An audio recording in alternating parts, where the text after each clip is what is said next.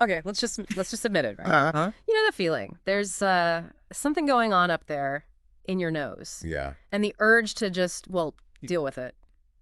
It's almost automatic. Happens to everyone probably. Or, well, most people. Exactly. It's something you likely experience, maybe even, multiple times a day. Yep. And that's where our deep dive starts today. This really common but often kind of unspoken thing. Yeah. We've pulled together some actually really fascinating sources, scientific studies, cultural takes, to really unpack the whole world of nose picking. Right. So our mission for you: get past the U factor, understand the facts, maybe even find a new way to think about this pretty universal habit. And it's fascinating taking something so simple, almost, unconscious, Yeah, and looking at it from all these different angles. The biology, the social stuff, right. even some surprising links to our health. Definitely. The idea is to get past that first reaction and see what's really going on. Ex- Okay, so let's start with the basics. Nose picking seems obvious, but is there a proper definition? There is actually a study from 1995 in Wisconsin, I think. Okay. They gave it a formal name, Rhinotillexis. Rhinotillexis. Yeah. Okay. And they defined it as the insertion of a finger or other object Other object. Intriguing. into the nose with the intention of removing dried nasal secretions. Right. Dried nasal secretions. Got it. And they also mentioned something related, mucophagy, Which is? potentially eating the extracted mucus. Oh, right. Maybe something you don't think about too much. Probably not. Okay, Rhinotillexis. I'm going to try and use that. But what really stood out from the sources was just how common this is. Incredibly common. Yeah, that's a key thing. The research really backs that up. You are definitely not alone. So that Wisconsin study again? That same one. They found, get this, 91% of the people they asked 91. admitted they were current nose pickers. Yeah. But here's the kicker. Only 75% of those people thought everyone else did it too. No way. So, almost everyone's doing it, but a chunk of them think they're the weird ones. Exactly. It shows how much social awkwardness there is around it. We kind of internalize these norms, even for stuff that's super common. That is wild. A secret society of nose pickers. Pretty much. And didn't the study also mention a couple people who did it a lot? It did. Yeah, 2 respondents reported spending quite a bit of time. One said 15 to 30 minutes a day, Okay, that's significant. and another reported 1 to 2 hours every day. Hours. Wow. Okay, that's definitely beyond just a quick, casual thing. For sure.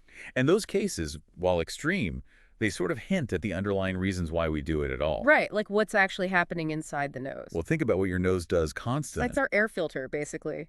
I remember learning about mucus and those tiny hairs, cilia. Exactly right. Mucus and cilia, they're your first defense against airborne junk dust, germs, pollen. Craps it all. It traps it. And the cilia are like tiny little brooms, constantly sweeping that mucus, everything trapped in it, towards the back of your throat. So you swallow it, get rid of it. But near the front, near the nostrils, the air is drier. So the mucus loses moisture, gets stickier, harder for the cilia to move, it dries out. Forming the stuff we pick out. Precisely. And that dryness, plus the trapped particles, causes irritation. An itch. Basically, yeah. An itch or just a feeling of blockage. That's the main trigger for most of us. The body's signal, hey, clear this out. That makes perfect sense. Like an itch, you just got to scratch. The sources also mention other reasons, like breathing better. Yeah, impaired breathing is one. And also just, appearance. Concern about visible dried mucus. Right. Nobody wants that hanging out. Definitely not. Yeah. So biologically, there's a clear function. It makes sense. But then you get to the social side. And the picture flips completely, doesn't it? Oh, totally. In, Western cultures anyway, it's considered pretty bad form. A major social no-no. I definitely remember getting told off as a kid. The sources even said parents, pediatricians, they've historically tried to stop kids doing it. It's coded as socially deviant or inappropriate, for sure. But it's important to remember that's not universal. Oh. Cultural views differ. In some cultures, it's seen more as like a private bodily function, like blowing your nose. Yeah. You wouldn't do it at the dinner table, maybe, but it's normal in private. That's a really good point. Makes you think how arbitrary some social rules are. It does. And then there's the eating part, mucophagy. Right. Even if picking is okay in private somewhere, eating it is usually Still pretty taboo, yeah. Often played for laughs, like you said. Okay. So, common biological habit, often socially awkward. But what about when it goes beyond that? You mentioned rhinotillexis. Right, rhinotillexis. That sounds serious, and it can be. So what makes it that? It's when nose picking becomes what's called a body-focused repetitive behavior. Sometimes it can link up with obsessive-compulsive disorder, OCD. It's not just picking often.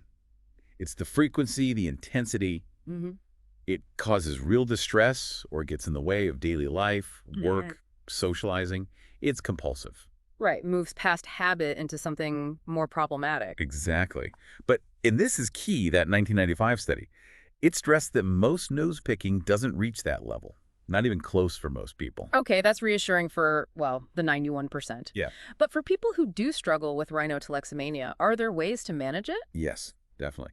The sources mentioned treatments often used for similar behaviors, things like habit reversal training and decoupling techniques. They help people become more aware of the urge and the action and learn ways to interrupt it. Gotcha.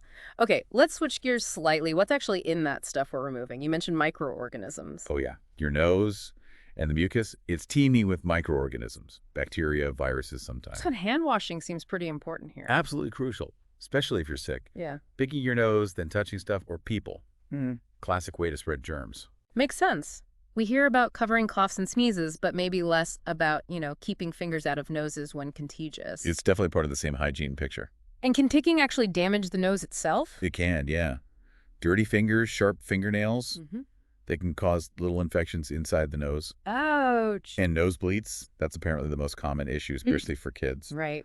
There was also a mention of one really extreme, very rare case linked to severe rhinotillexis, Okay. where someone actually caused serious damage, a self-induced ethmoidectomy. The ethmoid is a delicate bone up there. Whoa. Separating the nose from the brain area, right? Exactly. So serious damage is possible in extreme pathological cases. Not for your average picker. For the average picker, the main risks are probably those minor infections and nosebleeds. Yeah. And good news, it shouldn't affect your sense of smell. The smell receptors are way higher up, usually out of finger reach. Okay. Good to know.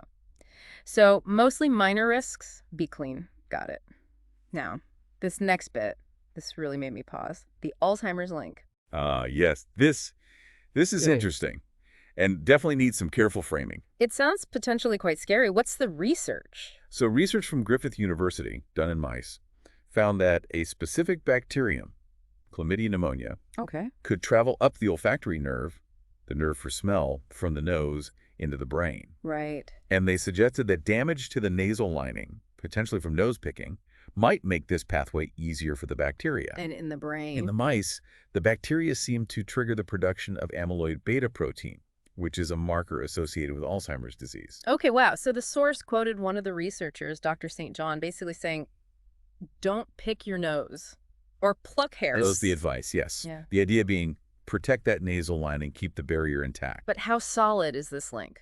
Because it sounds like a huge deal. And that's the crucial caveat. The sources like Neuroscience News, OSF Healthcare, others, they all stress this is very early stage. It's mouse research. Mice aren't humans. The evidence linking this specific pathway and, crucially, the act of nose picking to Alzheimer's in people is, quote, scarce. Most experts say it's way too soon to draw that line definitively. Right. So potential mechanism identified in mice, but a big leap to human risk from picking. The very big leap. It's something scientists are looking into, but it's not established cause and effect for humans picking their noses. We shouldn't panic based on this yet. Okay. Important context. Something to watch, maybe, but not freak out about. Exactly. Now, on a slightly less alarming, maybe just more unusual note, the idea that eating boogers could be good for you. Ah, yes, the booger boost theory. It's certainly provocative. Who came up with that? Well, one name mentioned was Dr. Friedrich Bischinger, an Austrian lung specialist. He suggested mucophagy eating mucus might give the immune system a natural boost. How so? The theory is that mucus contains antiseptic enzymes that can weaken bacteria. So by reintroducing these crippled microbes orally, it might help the immune system learn to recognize and fight them, kind of like a natural low-dose vaccine. Huh. Like training your immune system with weakened enemies? Interesting idea. It is, but there's a counterargument. Which is? That basically, boogers are made of the same stuff as the mucus we already swallow all day long, just from normal nasal drainage. Oh, right. We swallow mucus constantly without thinking about it. Exactly. So the argument goes, eating the dried bits probably doesn't add much extra immune benefit beyond what's already happening naturally. So the jury's still out on the booger booster. Very much so. Yeah. It's an intriguing hypothesis, but not widely accepted fact. Okay. Moving on to something more recent, COVID-19. I saw a study linking nose picking to higher infection rates. Yes, that was quite striking. A 2023 study from the Netherlands. What did it find? They looked at healthcare workers and found those who reported picking their noses were about 3 times more likely to get COVID-19. 3 times. That's significant. It is. And interestingly, they didn't find the same link with nail biting or wearing glasses or having a beard. Just the nose picking stood out. In that study, yes. Does that prove picking caused the infection? Not necessarily proved causation, no. It was an observational study, so it shows a correlation, a link. Okay. It's definitely plausible, right? Virus on hands, hands go in nose. The nose is a known entry point for the virus. Makes sense. Yeah. But there could be other factors involved that they didn't measure. Still, it's a strong correlation found in a real-world setting. Definitely food for thought, especially in, like, hospitals or clinics. For sure. And just quickly, the sources mention related things like the allergic salute. Right, that upward wipe of the nose kids with allergies often do. And neti pots, nasal irrigation. Yeah, flushing out the sinuses. And just plain old nose blowing. Lots of ways we manage our noses. Seems so. Are any of those, better alternatives? Socially or health-wise? That's a good question. I mean, blowing your nose or using saline rinses, like with a neti pot, are definitely more socially acceptable ways to clear things out. Right. And biologically, they achieve the goal removing mucus and irritants without putting fingers and potentially germs or trauma up there. Makes sense. The allergic salute is still, rubbing your nose. Oh, yeah. But yeah, blowing or rinsing seem like the go-to proper methods. Ultimately, though, keeping hands clean is probably key, however you deal with it. Good point. Wow. So this has been quite the journey into nose ticking of all things. Really have. We started with just that common urge, and we've touched on brain health, immune theories, COVID risks. It's way more complex than just a slightly gross habit. Absolutely. We've seen it has biological roots, some definite, though usually minor, health risks, and this really strong but varied social meaning attached to it. Yeah. And while the Alzheimer's link is super preliminary, and the COVID one is correlation, not causation yet, they still make you think differently about these small everyday actions. They really do. So for you listening, hopefully you now have a much deeper, richer picture of this whole thing. Beyond just the social stigma, you've got the science, the cultural side, the health questions. And maybe this leaves you with a final thought to chew on. Thinking about this seemingly trivial habit, nose picking. Yeah. And seeing all the layers, biological, social, medical, how might our view of other simple habits change as we learn more about our bodies and how they interact with, well, everything around us? That's interesting. Maybe think about your own relationship with this habit, knowing what we've just talked through. Exactly. Something to ponder.